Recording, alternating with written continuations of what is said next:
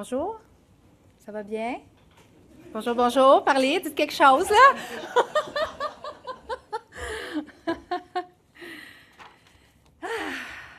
Je vais prendre une petite respiration, si vous me le permettez, une petite gorgée d'eau.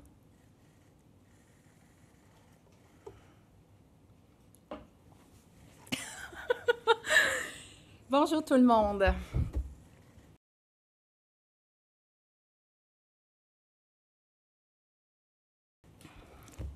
Depuis 10 ans, je me suis présentée 3 fois devant les Montréalais avec une vision claire, des priorités assumées et des valeurs qui n'ont jamais changé.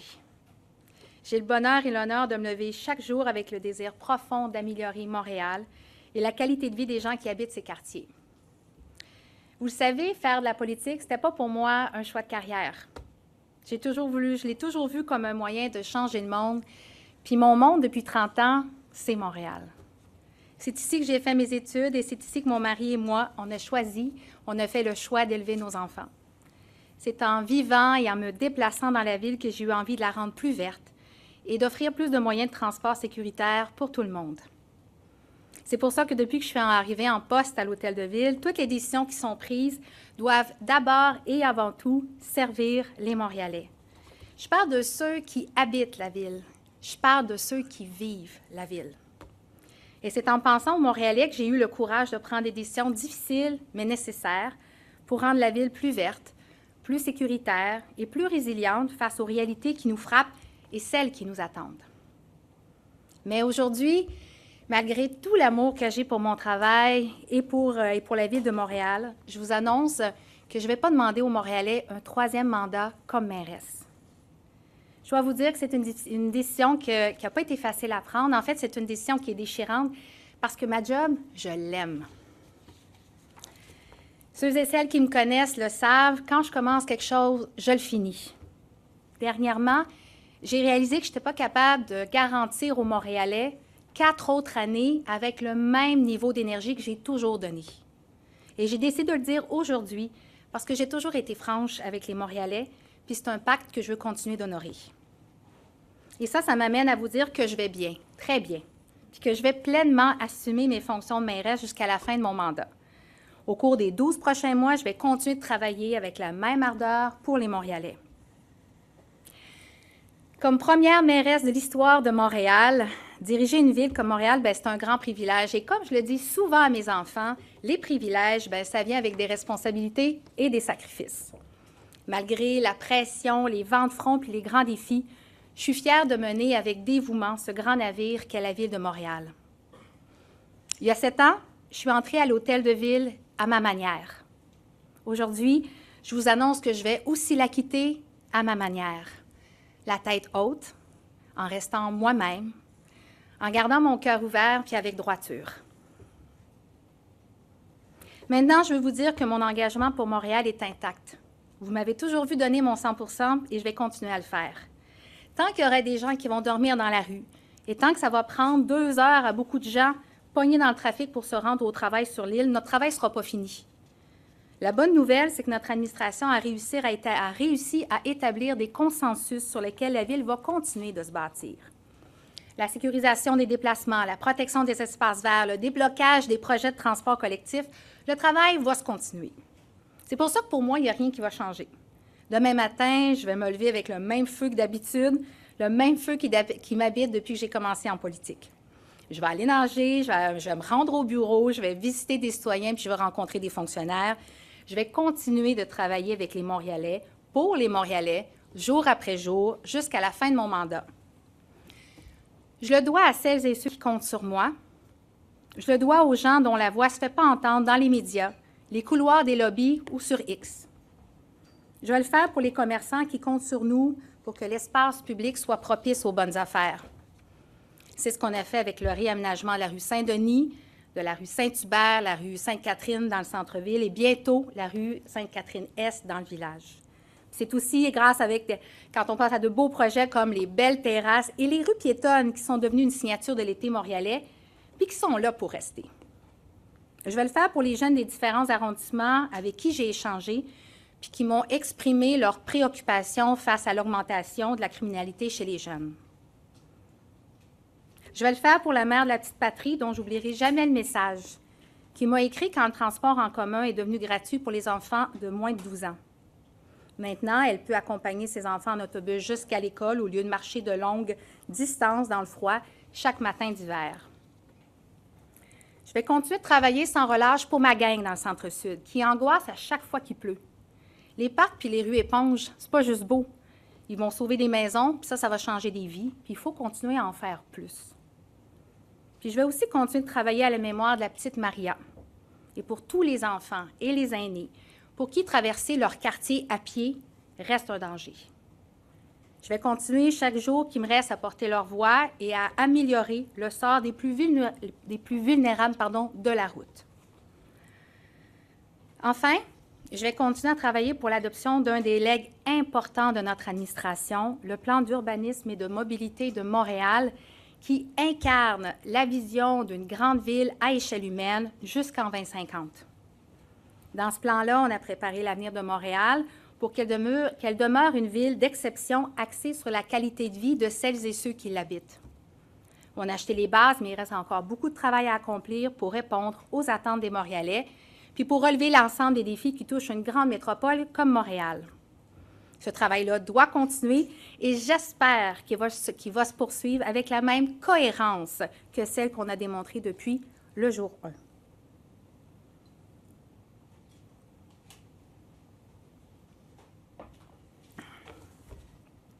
Je vous parle aujourd'hui comme mairesse de Montréal, mais je dois aussi rappeler que je suis la chef de Projet Montréal, qui est ma deuxième famille. Projet Montréal, ce n'est pas le parti d'une seule personne. Il existait avant moi, puis il va continuer d'évoluer. D'ailleurs, c'est pour ça que les Montréalais nous ont choisis à 2 reprises. Ils savent qui on est, puis les valeurs qu'on défend. Les idées de Projet Montréal ne viennent pas de l'hôtel de ville. Elles viennent des quartiers. Elles viennent des propositions qui sont portées par des citoyens et des membres, qui sont montées, transformées, adaptées jusque dans les instances décisionnelles. C'est pour eux et c'est grâce à eux que je suis devenue mairesse. C'est eux qui ont porté Projet Montréal au pouvoir. Notre mouvement n'est pas un hasard. Nos idées, nos projets sont le reflet de la volonté de la grande majorité des Montréalais et ont même fait des petits ailleurs au Québec. Projet Montréal, c'est un parti démocratique. C'est une très grande fierté pour moi d'en être la chef. C'est aussi par respect pour le processus démocratique que je tenais à le dire aujourd'hui. Je veux assurer à ce grand parti politique les conditions gagnantes pour continuer d'incarner un mouvement progressiste et citoyen. En 20 ans d'histoire, Projet Montréal est toujours resté connecté aux besoins et aux aspirations des Montréalais et je n'ai jamais été aussi convaincue de sa pertinence qu'aujourd'hui. L'année à venir va offrir à notre équipe l'opportunité de proposer de nouvelles idées et de nouveaux visages avec la même fougue et la même détermination qu'on a toujours démontrée. Une course sera lancée dans les prochains mois et les membres du parti choisiront leur candidate ou leur candidat. Forte de mon expérience, je serai là pour faciliter la transition et accompagner la prochaine personne. Avant de terminer, j'aimerais dire qu'être mairesse, c'est beaucoup de travail, mais c'est surtout un travail d'équipe. Parmi les plus grands privilèges que je retire de mon rôle, c'est celui de travailler au quotidien avec des personnes aussi compétentes que passionnées. Aucune des transformations ne serait possible sans les employés de la Ville de Montréal. Si on arrive à déplacer des montagnes, c'est grâce au travail des 28 000 meilleurs employés au Québec qui travaillent souvent dans l'ombre pour améliorer notre ville. Je parle ici des cols bleus, des professionnels, des cols blancs, des pompiers, des policiers et de l'ensemble de la direction. Merci tout particulièrement à mes 2 directeurs généraux, Serge Lamontagne, qui a solidement tenu la barre depuis le début et à travers la pandémie, et Benoît Dagenet, qui a pris le relais avec brio. Je veux aussi remercier les présidents du comité exécutif, Benoît, Dominique et Luc. Grâce à vous, la maison est en ordre. On ne le dit jamais assez, malgré les tempêtes, vous avez su garder le cap sur les priorités, tout en démontrant avec éloquence la grande rigueur financière de notre administration. Ceci étant dit, Luc, il reste un budget à finaliser, alors je compte sur toi. Évidemment, merci aux membres du comité exécutif pour tout leur travail, ainsi qu'au caucus de Projet Montréal et à tous les élus de la Ville de Montréal, Ils sont sur le terrain, à l'écoute, des besoins de la population et sont les premiers à proposer des solutions concrètes pour y répondre. Et je tiens à dire que c'est un privilège et un honneur pour moi de servir à vos côtés depuis 11 ans. Enfin, permettez-moi de souligner le travail de certaines personnes dont on parle très rarement. Je parle de mon cabinet sous la direction de Marie-Ève Gagnon et de Mathieu Vic. L'intelligence collective, le dévouement et la bienveillance au sein de mon équipe politique ont fait de moi la mairesse que je suis aujourd'hui. Merci à chacune et à chacun d'entre vous.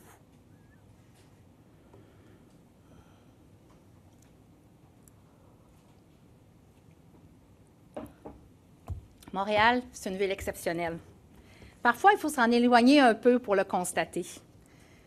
Je reçois beaucoup de messages de personnes qui ont choisi de s'y établir, de revenir ou qui habitent la ville depuis longtemps. Ils me parlent de ces espaces verts et de la canopée qui ont augmenté de façon incroyable. Ils me disent qu'ils ont bien mangé dans les restos, qu'ils ont profité des festivals, puis qu'ils ont trippé sur Wellington, sur la rue Mont-Royal, dans Hochelag ou dans le quartier des spectacles. Je veux aussi dire que le monde entier reconnaît Montréal pour ses talents, sa richesse culturelle et ses atouts économiques. Et ça, c'est sans parler de la diversité des gens qui l'habitent et la font vibrer.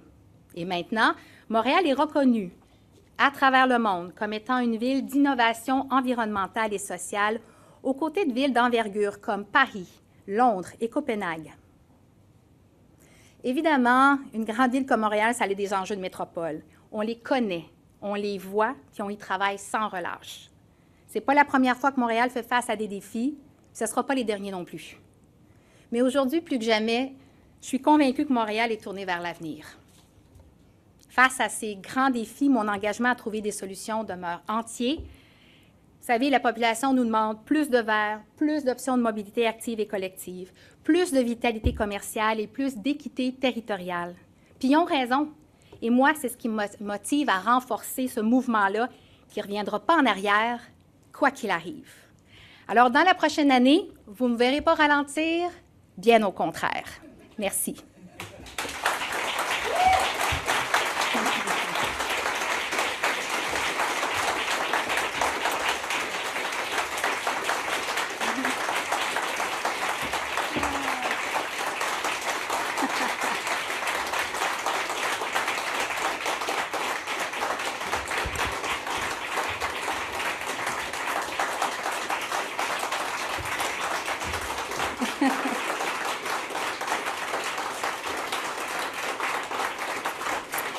Merci. Merci, gang. J'ai vraiment envie d'aller vers vous, là. J'aimerais ça avoir un gros colleux, mais j'ai une version anglaise à faire avant pour, bien sûr, nos collègues anglophones. Alors, vous allez me permettre de faire ce que je dois faire.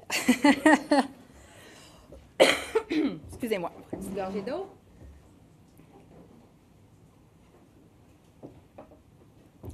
So over the last 10 years, I've gone before Montrealers 3 times with a clear vision, presented priorities and values that have never changed. As you know, politics have never been a career choice for me. I've always seen it as a way of changing the world. And my world in the past 30 years has been Montreal. I was living and moving around in Montreal it was living and moving around in Montreal that gave me the courage to make difficult yet necessary decisions to make the city greener, safer, and more resilient in the face of the realities that face us and those that lie ahead. But today, despite all the love that I have for my work and for our city, I am announcing that I won't be asking Montrealers for a third term as mayor. It is a heartbreaking decision. It was not easy to make because I do love my job. Those who know me know, when I start something, I finish it. Recently, I came to realize that I couldn't commit to another 4 years and guarantee Montrealers the same level of energy I've always given. It leads me to tell you that I'm fine, I'm all good, and I will fully assume my duties as mayor until the end of my mandate. Pardon. Over the next 12 months, I will continue to work as hard as ever for Montrealers. As long as there are people living in the street and people having to drive 2 hours to get to work on the island, our work is not over. That's why tomorrow morning, nothing will be changed. I will continue to work for Montrealers day after day until the end of my mandate. I owe it to those who count on me, to the people whose voices are not heard in the media, the lobby corridors, or on X.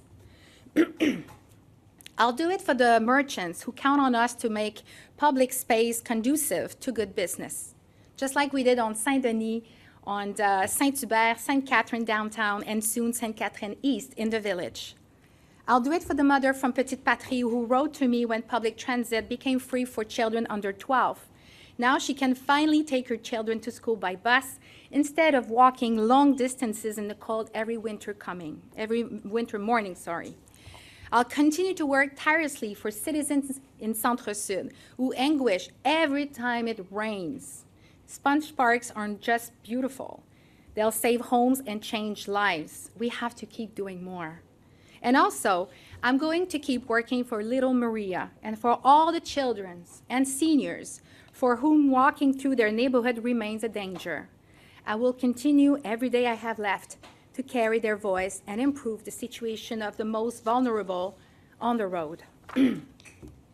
Finally, I will continue to work for the adoption of one of the major legacies of my administration, the Montreal Urban Planning and Mobility Plan, which embodies the vision of a great city on a human scale up to 2050. This work must continue, and I hope it will continue with the same consistency we have shown since day one. I'm speaking to you today as mayor, but I'm also the leader of Projet Montréal, which is my second family. Projet Montréal is not just one person's party. It existed before me, and it will continue to evolve. In fact, that's why Montrealers chose us twice. They know who we are and what we stand for. Our movement is no accident. Our ideas, our projects reflect the will of the vast majority of Montrealers and are making waves elsewhere in Quebec. A leadership race will be launched in the coming months, and party member will choose their candidate. And with my experience, I will be there to facilitate the transition and support the next person. Now, Montreal is an exceptional city. Of course, a big city like Montreal has its challenges as a metropolis. We know them, we see them, and we work tirelessly on them. This isn't the first time that Montreal has faced challenges, and it won't be the last as well. But today, more than ever, I'm convinced that Montreal is looking to the future. In the face of these major challenges, I remain fully committed to finding solutions. The population is asking for more greenery, more active and collective mobility options, more local commercial vitality, and more territorial equity. And so I will continue to strengthen this movement because we are not going back, whatever happens. So in the next year, I won't be slowing down. Actually, it will be quite the opposite. Just watch me. Merci.